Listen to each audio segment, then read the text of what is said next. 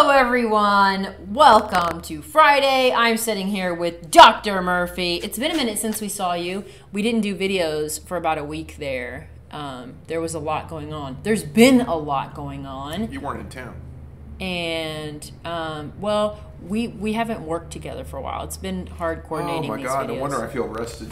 Yeah, so anyway, we took a little mini break, but we've been posting other videos that you guys can enjoy. And you know what? We're back. My hands are so red and dry from washing them like a mad woman. And you know what? We weren't planning on... Got the first part right.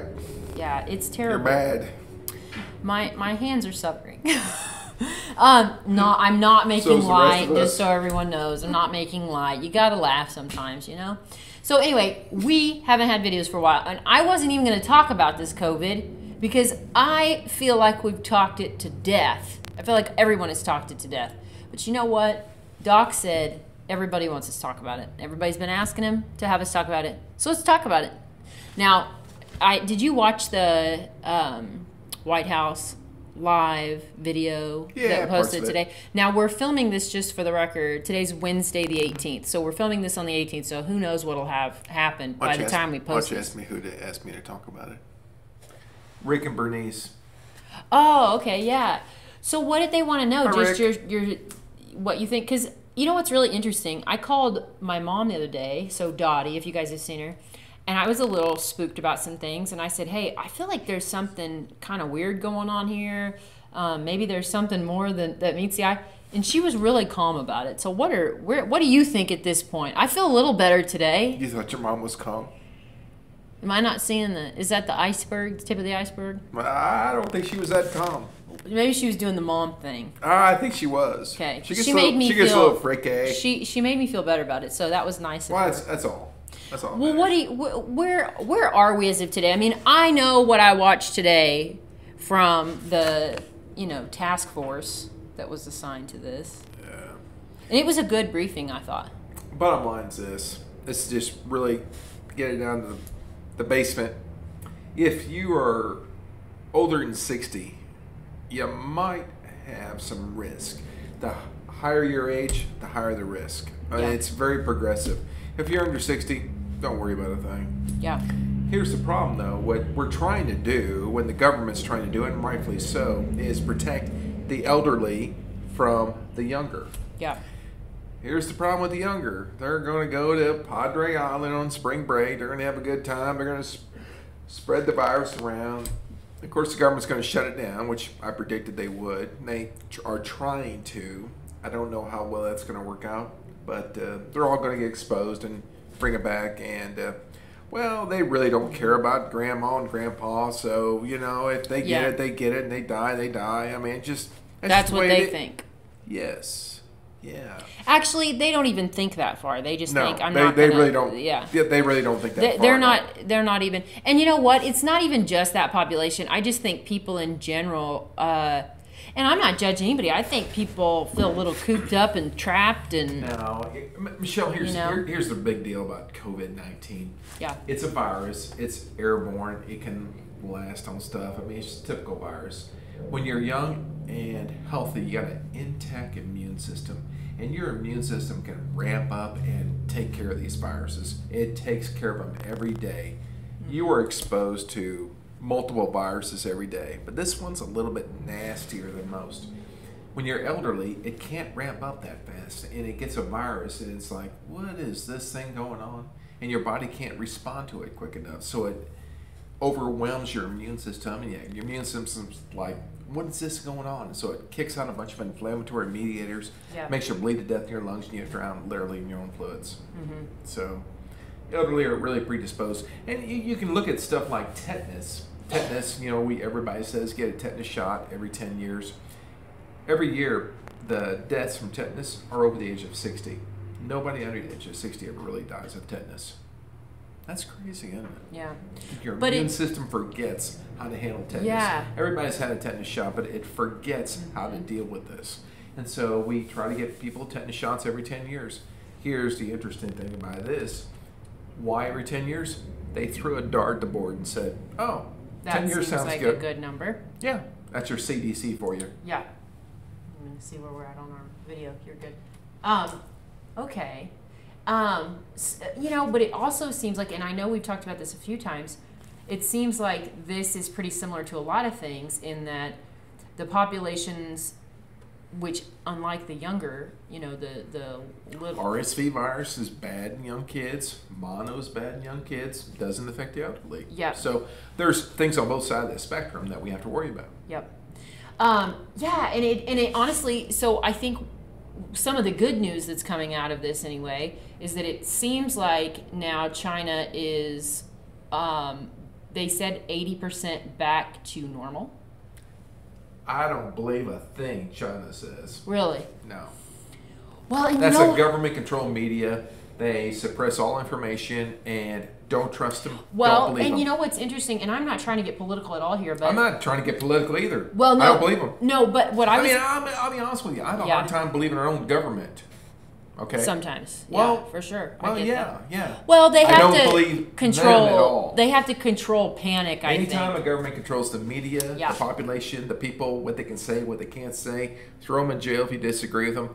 Yeah, not believing a word. Makes it tougher to be reliable. No. Well, and that's what they were talking about today when they asked Trump. They said they were talking about what he's been saying about, he calls it the China virus or something, whatever. Anyway, I'm not talking about that part of it. Who cares? But his part is, he said that he wasn't blaming them, but he said he felt like they suppressed information that could have been so crucial in us getting ahead of this Therefore, blame. Yeah, so his whole point isn't, I'm blaming... You know, and I thought I think that's a really interesting thing. It is. Because when you talk about information suppression in general, you know, I feel like our country, and I don't know everything. I don't even know what's real and what's not, but it seems like we've gotten a handle on a lot of good information and we're moving quickly. Mm-hmm. Would you agree with that? I think in our country we have. Yeah. And there's some disinformation out there about some stuff. But overall, I think it's doing pretty good. They also said today that we're going to notice a kind of like Italy. They always talk about that bell curve. They talk about how we are reaching a point now where we're about to spike even more, but it's not necessarily because there are more cases of coronavirus. No, it's because the tests are coming in from the last 4 to 5 days that we haven't had available. So now we know. We just didn't know before. So it's not. So I think that's what's so interesting about data and all this, just in general, is you can't just look at it for face value. You have to have some perspective. No, it makes a big thing about the lethality of it. And the lethality of it is this. Okay, how many people are infected? How many people are dying? And then you can skew the curve. If it's an elderly population, fine. I mean, you know, I'll be honest with you. You know, if it was anybody over the age of 60 is going to die of the virus, that's a bad virus. Yeah. But we don't know. We don't have any information. And I think that's why people are freaking out about this. Well, and it's uncertainty and it's untrust, and they don't know what to believe. Yeah. Well, and the other thing that they mentioned today in the briefing. The good news is this. Yes. I don't have the information. I don't know what to believe. Yeah. But I'm not freaking out. Well, and I think that's important too. It's a coronavirus. It's not unheard of. Yeah. Well, it's relatively benign. One thing that they said today too was another reason that we're noticing a lot of deaths happening within the recent week or so is because those who contracted the virus initially, like when this first happened, they didn't know anything about it. So these people have had it the longest, and they didn't really know what to. They were trying to assess the situation at that point. So that was felt like they weren't trying to assess anything. We just in general we. So the people who are dying of the virus now have had it for a while. It got real gnarly, and this is where we are. So and that is horrific for them. But what I feel like is good news for us is we aren't there now. Every day we're getting more information. Every day we're getting better as a result. We're able to determine the odds. Exactly. Yeah, because of information. We are understanding our prognosis, our safety, our value in the world, I guess. But it's still a lot of uncertainty. There's a lot of uncertainty. But overall, I feel good about it. I feel like it's seeming a little more hopeful. Also following information hopeful. from Italy. You know, it seems like they're getting a lot of really good information just watching how Italy's handled it. Italy, Medicare for all. Yeah. But they're learning because of Italy. So I think that's a good thing. Regardless of the political that we don't aspect, want Medicare for all? Well, regardless of that, just the information about the disease. I'm trying to get her to say something here, and she's trying to be... I'm baiting her. Yeah. I want to be the one in this deal who doesn't make you want to turn this thing off. Unless you're annoyed by me, which that's a different story. Hey, you know what? You don't like it? Turn it off. But anyway, so I guess for me, I feel a little more hopeful, even though there for a minute, it was a little scary and dark, and maybe it still is for some of you, and maybe for some of you, let it there's go a there. There's a lot of misinformation and just a lot of fear mongering, and some of it might be true. Who knows? It might be aliens. Might be what? Could be aliens coming for us. That's why they want us to stay inside.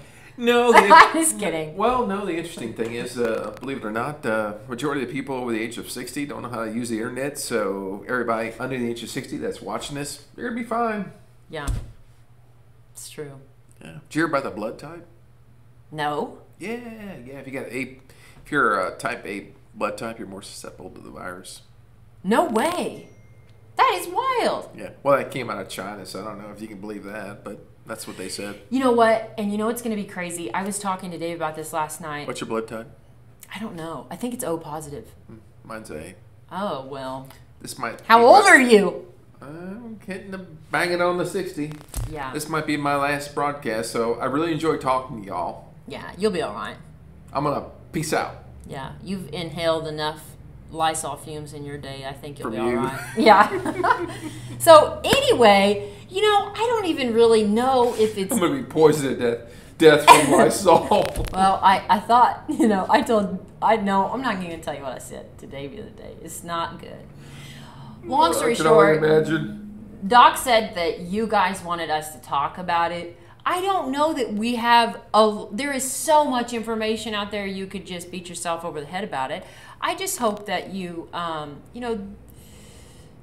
If you have questions, just text me. Just email let us me. know. I'll shoot you an answer back what I think's going on. We will. And we're happy to do it. I love viruses. I've been studying them for 40 years. You'll love them. I them. love my viruses. You should, maybe when you retire, you should go be a part of the pandemic Virologist? team.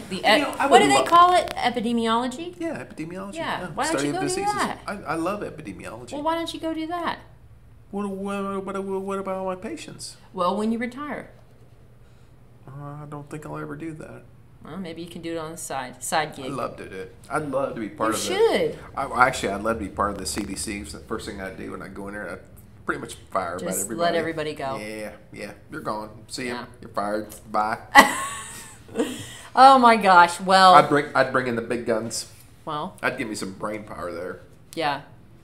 You know. Yeah. I'm not even gonna. I don't even need to say anything.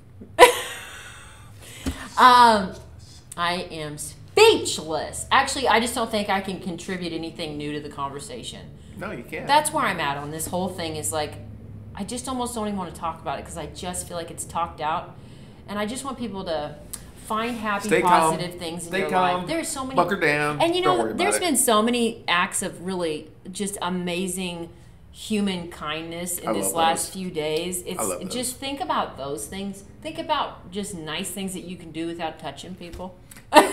You know? This is interesting for our viewers. A lot of people don't know this, but we do nice things every day for people. We do nice things for people all the time. And I probably go more overboard than most. Well, to the point you guys kind of cringe. We're like, really? Yeah. Okay. Yeah. I do. You are a good person, wrapped in an evil shell. I think explains it very good. Right he doesn't want you to know he's a good person, but he is. Don't think kindly of me. Yeah.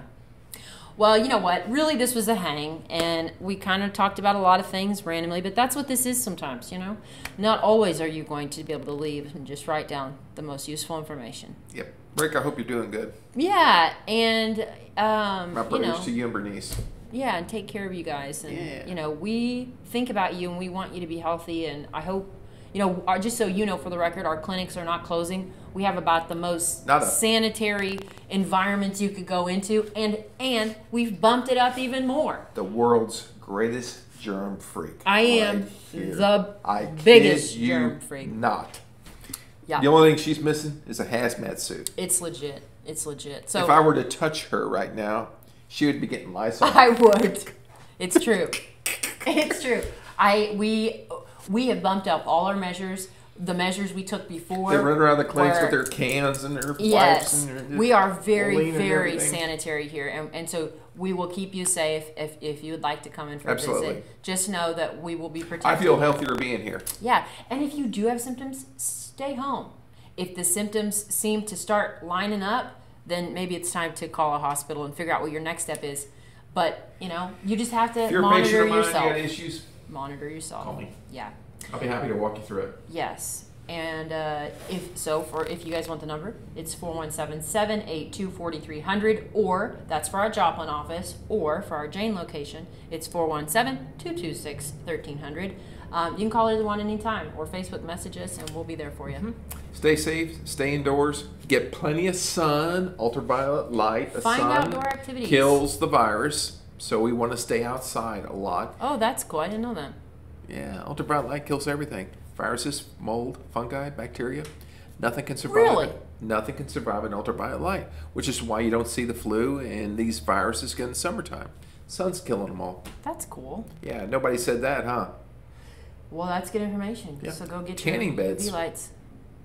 Do you know all tanning beds are sterile? You know what? I do think I did know that. So then all that. Now they got sense. oil from the human body and some moisture from sweat, but it's sterile. Yeah, I guess that does make sense. Yep. I mean, because I've heard of people using those UV lights to clean things. So absolutely. That makes sense. Absolutely. Well, that's cool. Nothing can survive in ultraviolet light. Nothing can survive in direct sunshine. So if a person walked in the room and I waved a UV light around them, it's a little bit more time sensitive. But, here's... I'll throw We're going to make them all get in a tanning bed first, a walk-in unit. All right, so you go out in the sun, you get a suntan, you get a burn, right? So you burn your skin sloughs off, right? Yeah. Well, think of a virus, that is, if you took one of your human hairs and cut it 1,000 times, that's the virus. Well, I think you burned off more than that, didn't you, on your skin? Yeah, well, you're sterile. That's cool. Yeah. We're not suggesting you go out and get a sunburn. No, but stay out in the sun, lay out in the lounge, turn on the radio. Yeah. Have a good time. Stay bunkered down. Relax. Yeah. You'll be fine. Cool. Well, we hope that was useful to you guys. I hope so, too. And you know what? You guys take care, and we'll see you on Monday for Mythbuster Monday. See you then.